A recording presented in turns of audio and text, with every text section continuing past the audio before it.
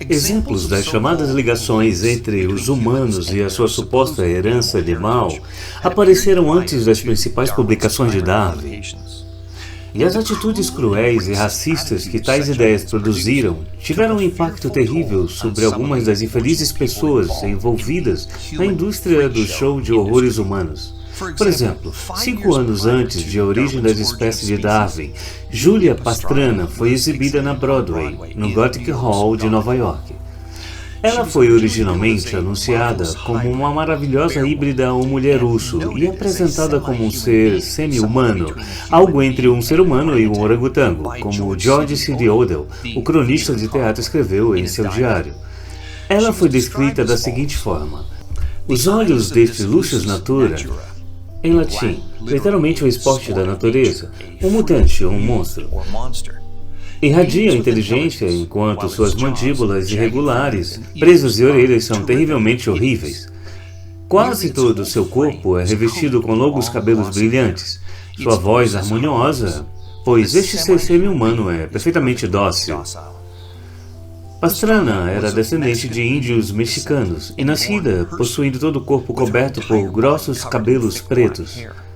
Suas mandíbulas e dentes também eram incomuns, proeminentes, provavelmente devido ao que hoje seria descrito como hiperplasia gengival grave. Ao longo da sua carreira, ela seria descrita como mulher babuíno, mulher macaco e a mulher mais feia do mundo, em anúncios e comentários feitos para suas apresentações, nas quais cantava e dançava para as massas. Hoje ela seria descrita clinicamente como sofrendo de hipertricose. Durante esse tempo, sabia-se que aproximadamente apenas 50 outras pessoas tinham a condição de Pastrana, e muitas delas trabalhavam em circos como homens macacos ou lobisomens humanos, e assim influenciaram centenas de milhares de pessoas comuns a acreditarem em uma suposta origem animalesca, não apenas para ela, mas toda a história da humanidade. Curiosamente, a Bíblia descreve um exemplo de alguém que também parecia ter uma quantidade anormal de cabelos, o irmão gêmeo de Jacó, Esaú. Então disse Jacó a Rebeca, sua mãe: eis que Esaú, meu irmão, é homem cabeludo, e eu, homem liso. Gênesis 27, versículo 11. As Escrituras registram que, com a ajuda de sua mãe, Jacó personifica seu irmão gêmeo mais peludo, vestindo as roupas de Esaú e cobrindo as próprias mãos e a nuca com peles de cabra peludas. Quando o pai de Jacó, Isaque, que estava cego, sentiu os pelos nos braços de Jacó, ele acreditou que Jacó era Esaú. Enganado pela artimanha, Isaque é levado a dar ao filho mais velho a bênção do primogênito. E embora Esaú possa simplesmente estar no extremo do que é considerado normal, a pilosidade masculina, tal descrição específica pode indicar um exemplo bíblico de alguém que já sofre de algum tipo de anormalidade, como hirsutismo masculino ou hipertricose. Mas voltando à história da senhorita Pastrana, o número de referências que demonstram a tentativa de posicionar Pastrana como um elo perdido ou um homem não evoluído semelhante ao de um macaco é bastante prolífico, e os cientistas evolucionistas de alto nível da época usaram sua condição para promover a crença evolutiva. Aqui estão alguns poucos exemplos. Ernest Haeckel, famoso por seus desenhos mentirosos de embriões forjados usados para promover falsamente a evolução em livros didáticos por mais de 100 anos, descreve Pastrana como um macaco semelhante ao humano que representava um estágio de desenvolvimento mais elevado do que os macacos de nariz comprido em seu livro A Evolução do Homem.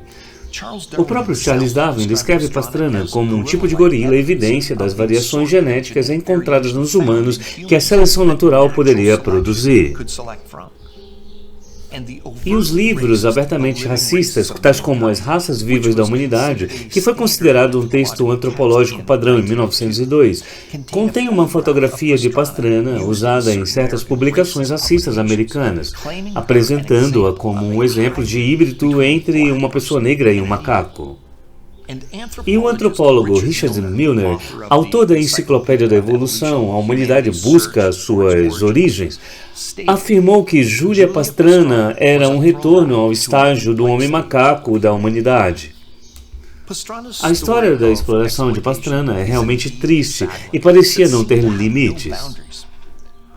Seu marido e empresário, Theodore Land, organizou apresentações durante sua vida e após a morte dela e de seu filho pequeno.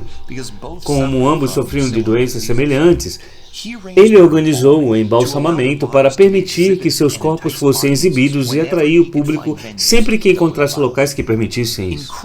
Incrivelmente, o apetite do público em geral por tais exibições grotescas não se limitou apenas aos vitorianos e ao início do século XX, mas continuou surpreendentemente no início da década de 1970.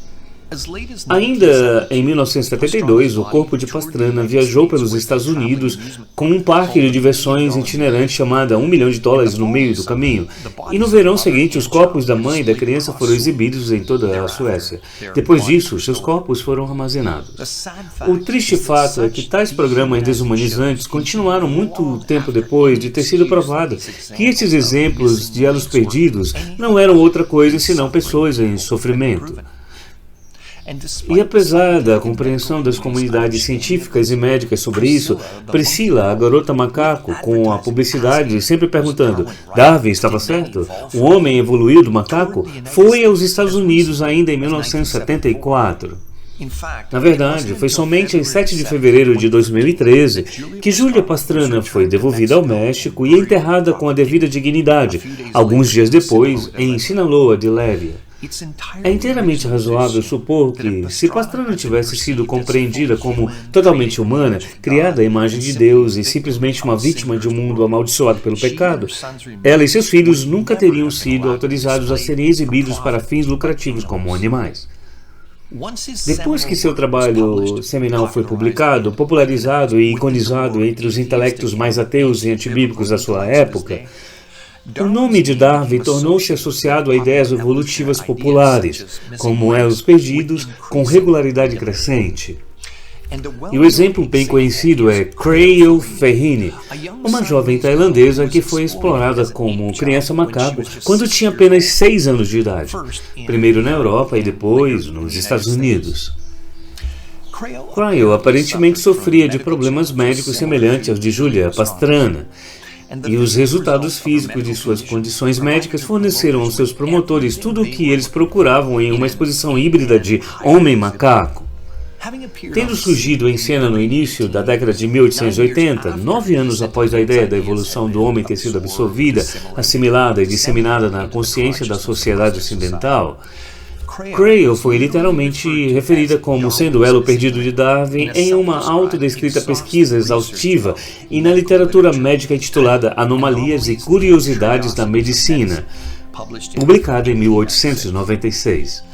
Novamente, isso ocorreu apesar da vasta consciência e compreensão de tais condições médicas. Não havia outra razão senão beneficiar os promotores egoístas, tanto em termos de ganhos monetários como ideológicos, para justificar a exploração de Creu. Na verdade, a senhorita Ferrine era culta e falava várias línguas. Mesmo assim, ela trabalhou nos circos Ringling Brothers, Barnum Bailey, até falecer aos 49 anos de idade em abril de 1926. À medida que as ideias evolucionistas continuavam a crescer entre as comunidades científicas e leigas, as exibições de elos perdidos em espetáculos secundários tornaram-se cada vez mais comuns. Ideias naturalistas sobre as origens do homem foram disseminadas primeiro entre a elite científica, depois entre o público em geral, através de tais exposições. E uma vez popularizados, foram usados pelos cientistas como exemplos observáveis da evolução humana. E isto criou um ciclo ideológico de promoção dos cruzamentos que reforçou a crença em ideias mais naturalistas sobre as origens do homem entre todos os estratos da sociedade, em clara contradição com a leitura simples da Palavra de Deus.